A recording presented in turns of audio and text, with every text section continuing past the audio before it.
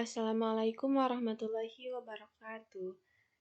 Sebelumnya, perkenalkan saya Irma Samratulfo Anda, NPM 192151519.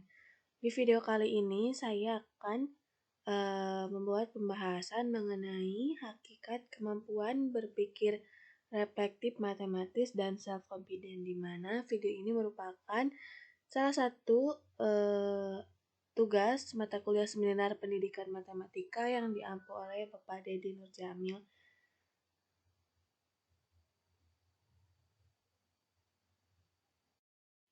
Untuk materi yang pertama yaitu mengenai kemampuan berpikir reflektif matematis. Definisi dari kemampuan berpikir reflektif menurut beberapa ahli, diantaranya menurut Dewey mendefinisikan berpikir reflektif yaitu sesuatu yang dilakukan dengan aktif, gigih, dan penuh pertimbangan, keyakinan didukung oleh alasan yang jelas, dan dapat membuat kesimpulan atau memutuskan sebuah solusi untuk masalah yang diberikan. Lalu menurut Taggart, bahwa berpikir reflektif adalah proses dalam membuat informasi dan membuat keputusan yang logis dengan mengingat pengalaman sebelumnya dan yakin kemudian menilai keputusan tersebut.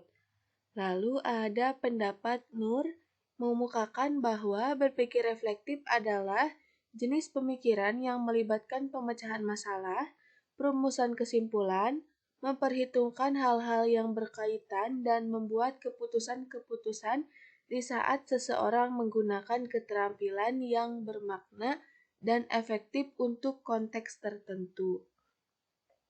Yang terakhir itu ada menurut Lippmann bahwa kemampuan berpikir reflektif adalah kemampuan untuk berpikir dengan perhatian pada asumsi dan implikasinya, didasarkan pada alasan atau bukti untuk mendukung kesimpulan.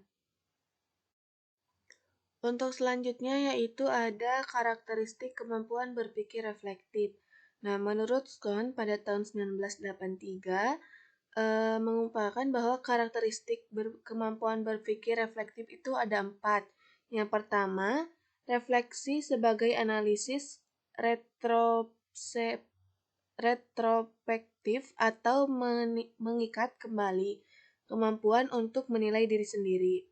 Yang kedua, refleksi kritis pada diri, yaitu pengembangan perbaikan diri secara terus-menerus. Nah, yang ketiga ada refleksi sebagai proses pemecahan masalah, yaitu kesadaran tentang bagaimana seseorang belajar. Nah, yang terakhir itu refleksi pada keyakinan dan keberhasilan diri.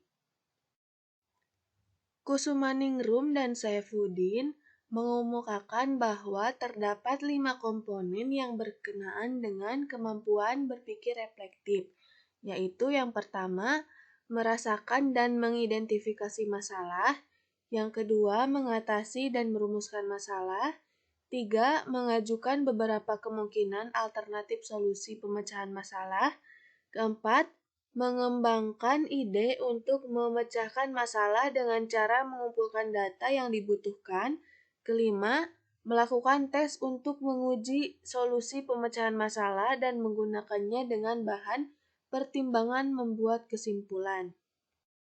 Untuk selanjutnya itu ada indikator berpikir reflektif. Menurut Nur pada tahun 2010, mengemukakan bahwa indikator berpikir reflektif itu ada 3. Yang pertama, reacting atau berpikir reflektif untuk asli, yaitu bereaksi dengan memperhatikan pribadi terhadap peristiwa atau situasi atau masalah matematis dengan berfokus pada sifat alami situasi. Nah, yang kedua ada comparing atau berpikir reflektif untuk evaluasi, yaitu berpikir yang berpusat pada analisis dan klarifikasi pengalaman individual, makna, dan asumsi-asumsi untuk mengevaluasi tindakan-tindakan dan apa yang diyakini dengan cara membandingkan reaksi dengan pengalaman yang lain, seperti mengacu pada suatu prinsip umum suatu teori. Yang ketiga ada contemplating atau berpikir reflektif untuk inquiry kritis, yaitu proses berpikir yang mengutamakan pembangunan pemahaman diri yang mendalam terhadap permasalahan, seperti mengutamakan isu-isu pembelajaran, metode-metode latihan, tujuan selanjutnya, sikap, dan etika. Nah, dari beberapa uraian tadi, maka dapat disimpulkan bahwa berpikir reflektif matematis adalah sesuatu kemampuan berpikir tingkat tinggi yang digunakan untuk menyelesaikan masalah matematis menggunakan pengetahuan sebelumnya yang telah diperoleh untuk menjawab masalah yang sedang dihadapi, sehingga mendapatkan suatu kesimpulan bahwa berpikir reflektif memiliki 3 indikator, yaitu reacting, comparing, dan contemplating. Untuk pembahasan selanjutnya yaitu pembahasan mengenai self-confidence. Nah, di sini ada pengertian self-confidence menurut beberapa ahli. Yang pertama ada menurut Manning dan Wright. Mendefinisikan bahwa self-confidence sebagai ketenangan dan ketegasan saat mengemukakan pendapatnya di depan orang lain. Yang kedua ada menurut Parsons, bahwa mendefinisikan self-confidence sebagai kepercayaan diri dalam menyelesaikan suatu permasalahan. Nah, yang ketiga ada Hakim dalam Megawati menjelaskan bahwa self-confidence adalah keyakinan seseorang terhadap segala aspek kelebihan yang dimilikinya dan keyakinan tersebut membuatnya merasa mampu untuk dapat mencapai berbagai tujuan dalam hidupnya.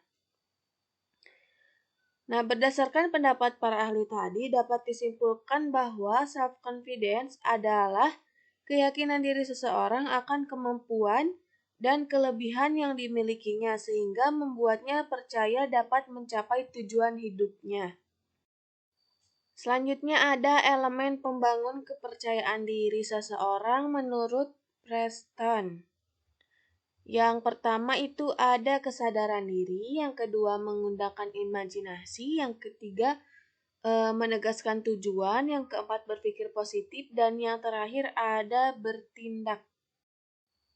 Nah, Lauster dalam Megawati mengungkapkan bahwa terdapat beberapa karakteristik dalam diri individu yang memiliki self-confidence, yaitu yang pertama percaya pada kemampuan sendiri, kedua bertindak mandiri dalam mengambil keputusan, ketiga memiliki konsep diri yang positif, dan yang terakhir berani mengungkapkan pendapatnya.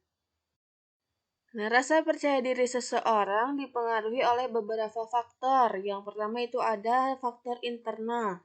Nah, yaitu konsep diri, di mana menurut Antonim terbentuknya rasa percaya diri pada diri seseorang diawali dengan perkembangan konsep diri yang dihasilkan dari interaksi dan pergaulan dalam suatu kelompok. Yang kedua ada harga diri, yaitu harga diri adalah penilaian yang dilakukan terhadap diri sendiri. Yang ketiga kondisi fisik, yaitu perubahan kondisi fisik juga sangat berpengaruh terhadap rasa percaya diri seseorang. Dan yang terakhir itu ada pengalaman hidup, di mana pengalaman dapat menjadi faktor munculnya rasa percaya diri, tetapi pengalaman juga dapat menjadi faktor penghambat rasa percaya diri. Untuk yang kedua yaitu ada faktor eksternal. Nah, dari faktor eksternal itu ada pendidikan, yang kedua pekerjaan, dan yang ketiga ada lingkungan dan juga pengalaman hidup seseorang. Nah, untuk pembahasan yang selanjutnya yaitu adalah pembahasan mengenai hubungan antara kemampuan berpikir reflektif matematis dan self-confidence.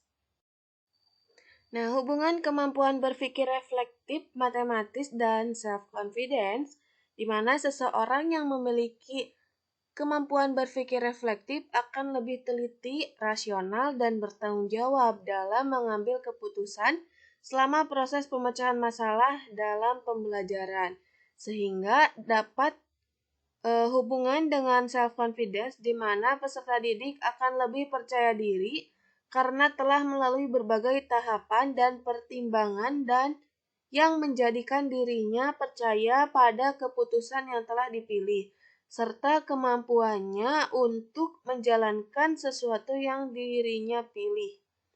Seperti yang dikemukakan oleh Dianti et al.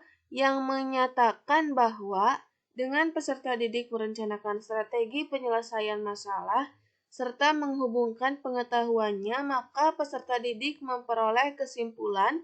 Kemudian peserta didik akan lebih percaya diri serta bertanggung jawab atas konsekuensi dari keputusan dan atau tindakan yang dilakukan. Sekian dari saya, terima kasih atas perhatian dan waktunya. Mohon maaf apabila ada kesalahan. Wassalamualaikum warahmatullahi wabarakatuh.